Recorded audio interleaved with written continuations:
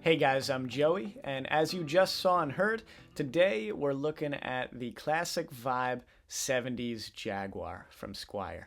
I purchased this guitar fairly recently so that we could do a few videos on it. Never had an offset before, so it's been really fun having it in the studio. Today we're talking specs, we're going to do some tone tests, and discuss my final thoughts at the end. Let's dive right in.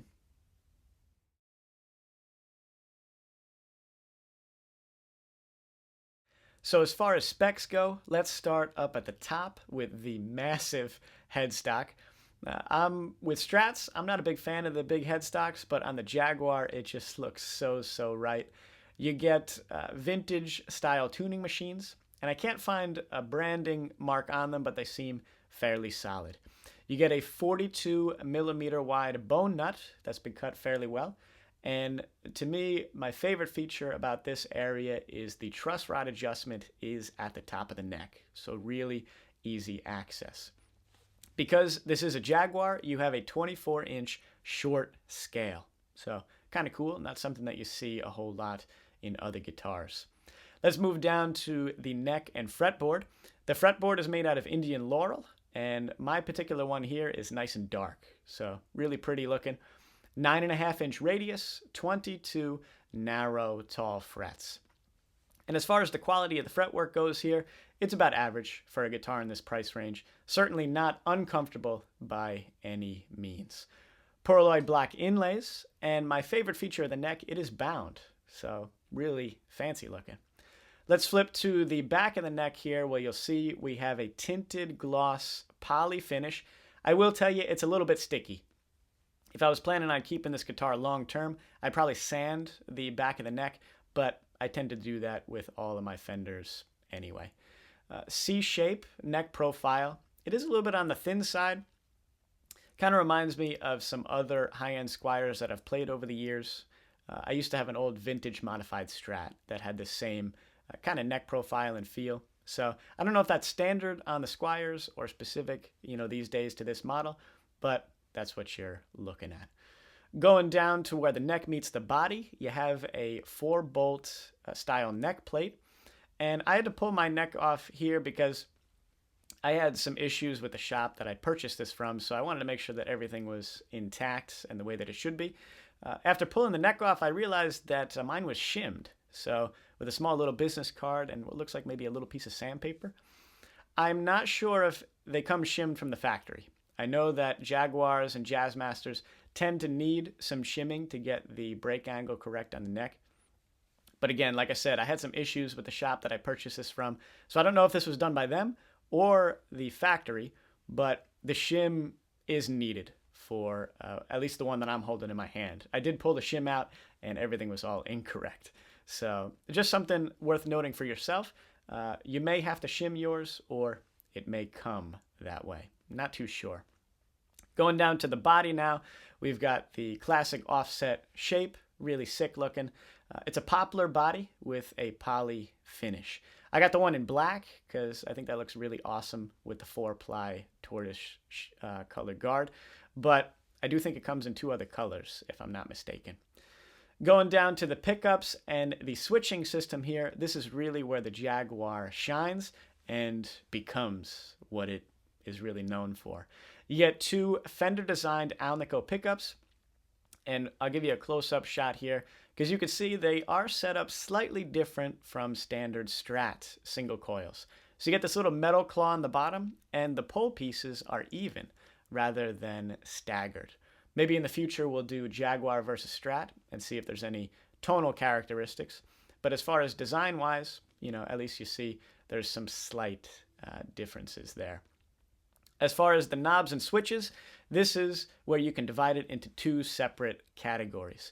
At the top, the 1 switch and the 2 thumb wheels is for the on and off and the volume and tone for the rhythm circuit. And all the switches and knobs at the bottom of the guitar are for the lead circuit. So the lead circuit lets you go between any pickup combination, and the tone works for all of those. And you have an extra little switch that's like a filter. They call it the strangle switch, where it filters out some of the low frequencies. Now, if you have the top rhythm circuit activated, what that does is only lets you use the neck pickup. And because the stats on the pots and wiring are slightly different on the rhythm and lead circuit, even if the lead circuit is in the neck pickup position, it's slightly brighter than the rhythm circuit. In fact, I'm going to show you a little clip here now, just comparing the rhythm circuit on the neck pickup with the lead circuit so that you can see the differences in character here.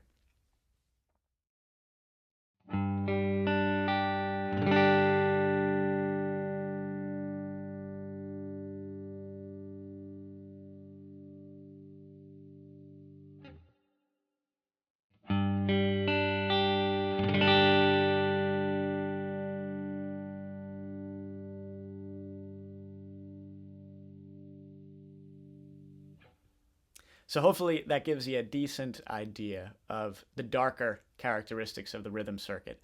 I think it's a really cool feature and you can switch to it really quickly.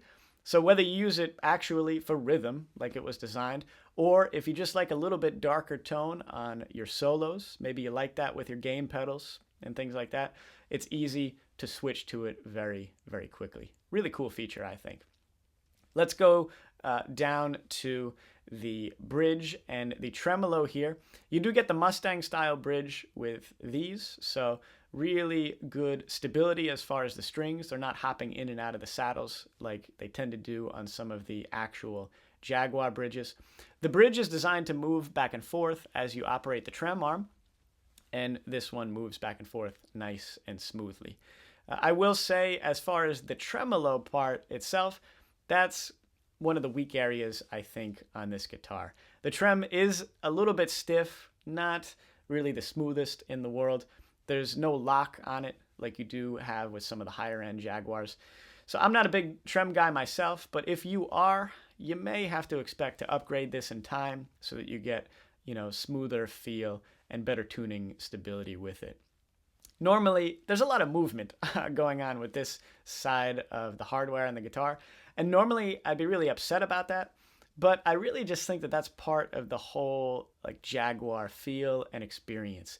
You get some of the sympathetic notes, I don't know if that's the term, but some of that coming from the end of the strings behind the bridge coming through, and it's really just part of the whole feel here. So even without using the trem, I think it's a weird design, but cool for the guitar itself.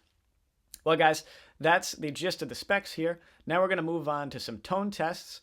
We already did the rhythm and lead circuit comparison, so here we're just going to focus on the lead circuit so we could flip through the pickup combinations and play with the strangle switch a bit.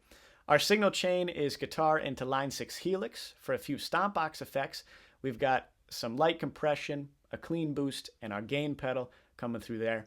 And our amp simulation and reverb will be coming from Guitar Rig.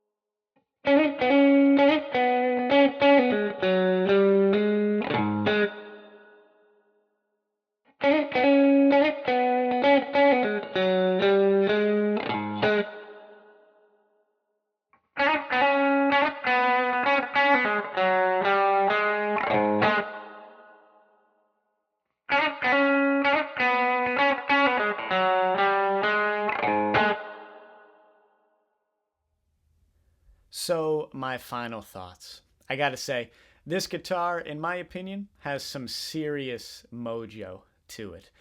From the aesthetics all the way up to the tones, such a unique guitar and really, really fun. I've always said the classic vibes are great for the money, and this is no exception. I did mention a couple of negative points earlier, especially related to the trem, so just some things for you to keep in mind if you are planning a purchase. I will also add this one thought. It took me a little while to set this guitar up properly. Action height, intonation wise, the works. A little bit longer than normally on some other guitars that I've had.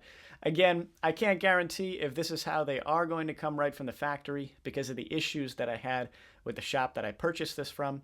But just a note for you as well. May take a little while to set yours up, but in my opinion, well worth the time and effort.